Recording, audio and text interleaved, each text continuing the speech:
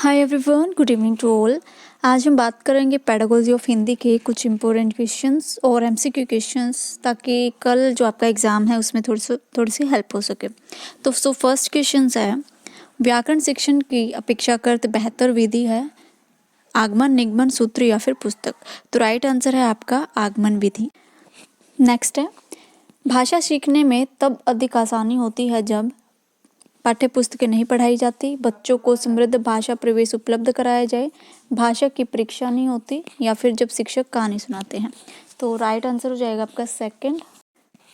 जब बच्चों को अच्छा प्रवेश मिलेगा पढ़ने के लिए, तब बच्चे आसानी से और बहुत कुछ सीखेंगे। नेक्स्ट है, भाषा अनुकरण के माध्यम से ही सीखी जाती है, यह विचार किससे संबंध रखता है? किसने ये कहा था कि भाषा अनुकरण के माध्यम से सीखी जाती है? चॉम्स्की, पियाजे, ब्रूनर या फिर इनमें से कोई नहीं। तो ये बात कही थी चॉम्स्की ने। अगर कहीं पर भी ये बात आती है कि भाषा अनुकरण के माध्यम से बच्चे सीखते हैं, तो राइट आंसर आपका हो जाएगा फर्स्ट। चॉम्स्की के अनुसार भाषा अनुकरण के माध्यम से सीखी जाती है।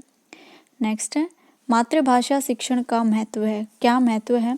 शारीरिक विकास का महत्व, मानसिक विकास का महत्व, भावात्मक विकास का महत्व या फिर उपरोक्त सभी। तो राइट आंसर आपका हो जाएगा फोर्थ, उपरोक्त सभी। नेक्स्ट है, प्राथमिक स्तर पर बच्चों को किस भाषा में पढ़ाया जाना चाहिए? हिंदी, अंग्रेजी, मातृभाषा या फिर तमिल में?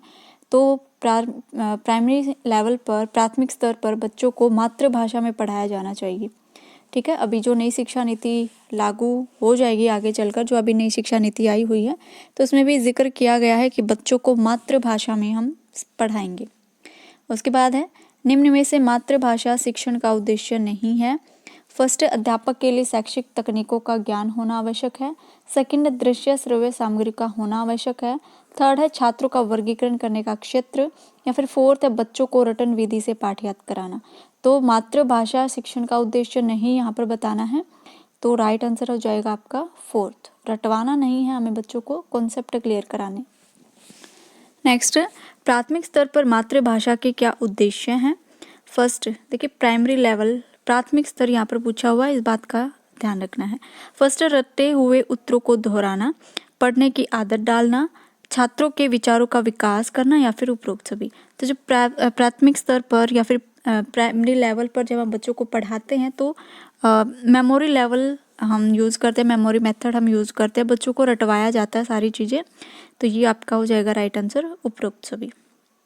नेक्स्ट है, निम्न में से ब्लूम द्वारा अनुदेशनात्मक उद्देश्य नहीं है। ब्लूम ने 3 बताए हुए हैं, एक नहीं है इसमें से, वो हमें बताना है। ज्ञानात्मक, भावात्मक, रूपात्मक या फिर क्रियात्मक। तो राइट आंसर हमारा हो जाएगा थर्ड, रूपात्मक नहीं बताया है इन्होंने, 3 ही बताए हैं, ज्ञानात्मक, भावात्मक और क्रियात्मक। उसके बाद है, ब्लूम द्वारा वर्गीकृत ज्ञानात्मक उद्देश्य के कितने पक्ष हैं? 3, 4, 5 या फिर 6। तो राइट आंसर है 6। ठीक है, फोर्थ ऑप्शन इज राइट। उसके बाद है, ब्लूम द्वारा वर्गीकृत भावात्मक उद्देश्य के कितने पक्ष हैं? पक्ष आपको पता होना चाहिए। तो ये हैं आपके 5 हैं, ज्ञानात्मक के 6 हैं, भावात्मक के 5 हैं। उसके बाद है, क्रियात्मक उद्देश्य के कितने पक्ष है जो ब्लूम ने दिए हैं? 6, 5, 4 या फिर 7। तो ये भी हैं आपके 5। नेक्स्ट है, निम्न में से भाषाई कौशल कितने हैं? 4 हैं, 5 है, 6 हैं या 7। तो भाषाई कौशल है हमारे 4। ठीक है, फर्स्ट ऑप्शन इज राइट, सुनना, बोलना, पढ़ना और लिखना। उसके बाद है, निम्न में से भाषाई कौशल नहीं है, इसमें से कौन सा नहीं है? श्रवण कौशल, पठन कौशल, लेखन कौशल या फिर चलित कौशल। तो इनमें से नहीं है हमारा फोर्थ। नेक्स्ट है, शिक्षा में श्रवण कौशल का क्या महत्व है? मूल भाव को ग्रहण करने की योग्यता का विकास, मानसिक, बौद्धिक आदि स्तरों के विकास की और अग्रसर करता है, वक्ता की बातों को ध्यानपूर्वक सुनने की योग्यता का विकास करता है या फिर उपरोक्त सभी। तो ये सारी ही चीज़ें हैं, राइट आंसर हो जाएगा हमारा फोर्थ, उपरोक्त सभी। नेक्स्ट है, श्रवण कौशल शिक्षण की विधि नहीं है, इसमें से कौन सी नहीं होगी? सस्वर वाचन, भाषण, लिखित सामग्री को पढ़ना या फिर वाद विवाद। यहाँ पर है, स्किल हमारी कौन सी है, कौशल कौन सा है? श्रवण कौशल है, सुनने वाला है। तो सुनने में पढ़ने और लिखने की कोई बात नहीं होगी। तो राइट आंसर हो जाएगा थर्ड। नेक्स्ट है पठन कौशल का क्या महत्व है। फर्स्ट है उचित गति के साथ पढ़ने का अभ्यास करता है, नए नए शब्दों का पता चलता है, धीरे धीरे बच्चों में स्वाध्याय की आदत विकसित होती है, बच्चे अपने आप स्वयं अध्ययन करेंगे। उसके बाद उपरोक्त सभी है, तो राइट आंसर हो जाएगा फोर्थ उपरोक्त सभी। नेक्स्ट है वाचन के कितने प्रकार हैं। मौन वाचन, व्यक्तिगत वाचन, सस्वर वाचन या फिर उपरोक्त सभी। तो कौन कौन से हैं प्रकार वाचन के, तो राइट आंसर हो जाएगा फोर्थ उपरोक्त सभी। नेक्स्ट है पाठ योजना से क्या अभिप्राय है। किसी कार्य को संपन्न करने से पहले एक योजना बनानी पड़ती है, किसी कार्य के खत्म होने के बाद योजना बनानी पड़ती है, केवल शिक्षकों द्वारा यह योजना बनाई जाती है या फिर उपरोक्त सभी। तो राइट आंसर हो जाएगा फर्स्ट, किसी कार्य को संपन्न करने से पहले एक योजना बनानी पड़ती है, उसको कहा जाता है पाठ योजना। नेक्स्ट है पाठ योजना की रूपरेखा क्या है। फर्स्ट योजना, प्रस्तुतिकरण, तुलना व समरूपता, सामान्यकरण या फिर प्रयोग, तो यहाँ पर बताए गए हैं। तो राइट आंसर मैं बता देती हूँ, फर्स्ट ही राइट आंसर है, इनको आगे पीछे नहीं कर सकते। तो पाठ योजना पहले क्या होता है, योजना तैयार करनी होती है, एक लेसन प्लान हमें तैयार करना होता है, उसके बाद हम प्रेजेंटेशन देते हैं, प्रस्तुतिकरण, फिर तुलना व समरूपता होती है, सामान्यकरण किया जाता है, उसके बाद उसको अप्लाई किया जाता है। ठीक है। नेक्स्ट है निम्न में से दृश्य श्रव्य साधन कौन कौन से हैं। टेलीविजन, कंप्यूटर, स्मार्टफोन या फिर उपरोक्त सभी। तो जिनसे देखा भी जाता है और सुना भी जाता है, तो राइट आंसर हो जाएगा आपका फोर्थ उपरोक्त सभी। नेक्स्ट है सूक्ष्म शिक्षण के सोपान हैं, कौन कौन से हैं। सैद्धांतिक ज्ञान प्रदान करना, प्रस्तुतिकरण, शिक्षण कौशलों का परिचय देना या फिर उपरोक्त सभी। तो राइट आंसर हो जाएगा आपका फोर्थ उपरोक्त सभी। नेक्स्ट है दृष्टांत प्रयोग का क्या महत्व है। कठिनाइयों को स्पष्ट करना, रुचि को जागृत करना, स्मरण शक्ति में वृद्धि करना या फिर उपरोक्त सभी। तो राइट आंसर हो जाएगा आपका फोर्थ उपरोक्त सभी। Fourth option is right. Next है कविता के कौन कौन से पक्ष हैं। कौन कौन से पक्ष हैं वो बताना है। फर्स्ट भाव पक्ष, कला पक्ष, ये दोनों हैं या फिर इनमें से कोई नहीं। तो ये दोनों ही हैं, भाव पक्ष भी है और कला पक्ष भी है। तो राइट आंसर हो जाएगा आपका थर्ड ऑप्शन। नेक्स्ट है कविता में भी रुचि बढ़ाने के कौन कौन से साधन हैं। प्रभावशाली पठन, कविता कंठस्थ करना, कविता संग्रह करना या फिर उपरोक्त सभी। तो राइट आंसर हो जाएगा आपका फोर्थ उपरोक्त सभी। नेक्स्ट रचना संबंधी अशुद्धियों के क्या कारण हैं। स्वतंत्र स्वाध्याय का अभाव, लिखने में असावधानी, गृह कार्य का अभ्यास न होना, उपरोक्त सभी। तो अशुद्धियां बतानी है और क्या क्या कारण हैं इन अशुद्धियों के। राइट आंसर हो जाएगा आपका फोर्थ उपरोक्त सभी। नेक्स्ट है डैश के अनुसार पाठ्यक्रम पर्यावरण में होने वाली क्रियाओं का योग है। तो ये किसने कहा था, एनन ने, पियाजे, चोम्स्की या फिर इनमें से कोई नहीं। तो ये कहा था एनन ने। First option is right. Next मूल्यांकन के अंदर समाहित होते हैं आंकलन, मापन, दोनों या फिर इनमें से कोई नहीं।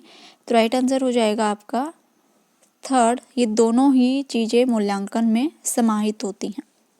नेक्स्ट सूक्ष्म शिक्षण की अवधि कितनी होती है। 5 से 10 मिनट, 20 से 25 मिनट, 10 से 15 मिनट या फिर 40 से 45 मिनट।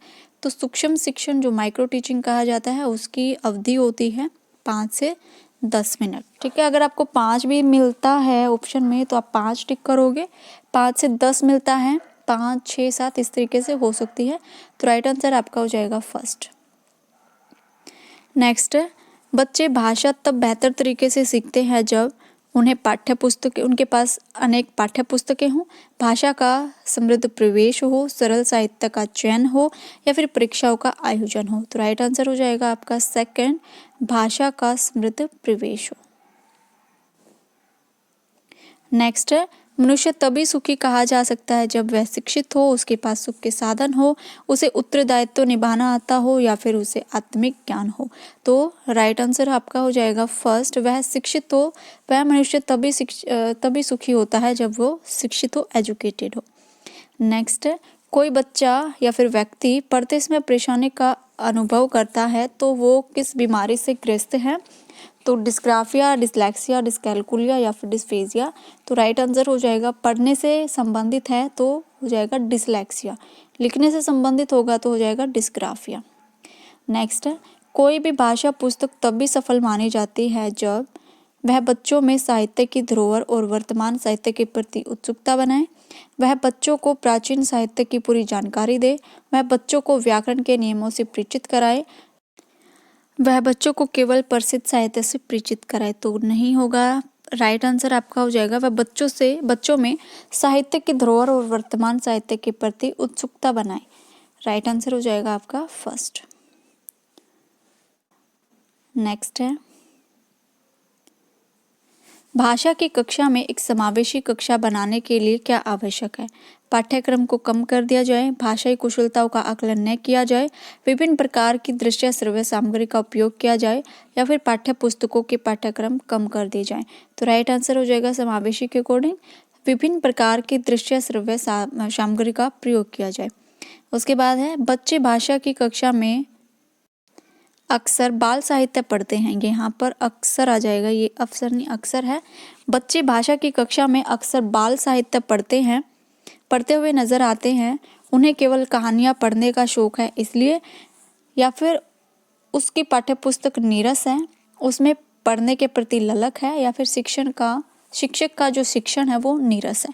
तो राइट आंसर आपका हो जाएगा थर्ड, उसमें पढ़ने के प्रति ललक है, उत्सुकता है, इसलिए बच्चे बाल साहित्य पढ़ते हुए नजर आते हैं। ठीक है, तो यही कुछ क्वेश्चंस थे आपके हिंदी पेडागोजी के। तो आई होप कुछ हेल्प ज़रूर मिलेगी आपको पेडागोजी के क्वेश्चन से, एमसीक्यू क्वेश्चन से। और कल का जो आपका एग्ज़ाम है काफ़ी अच्छे तरीके से आपको देना है बिना किसी बर्डन के। ठीक है, तो अपने फ्रेंड्स के साथ ज़रूर ज़्यादा से ज़्यादा वीडियो को शेयर करना ताकि सभी को पेडागोजी हिंदी के इम्पोर्टेंट क्वेश्चंस मिल सके। ठीक है, थैंक यू।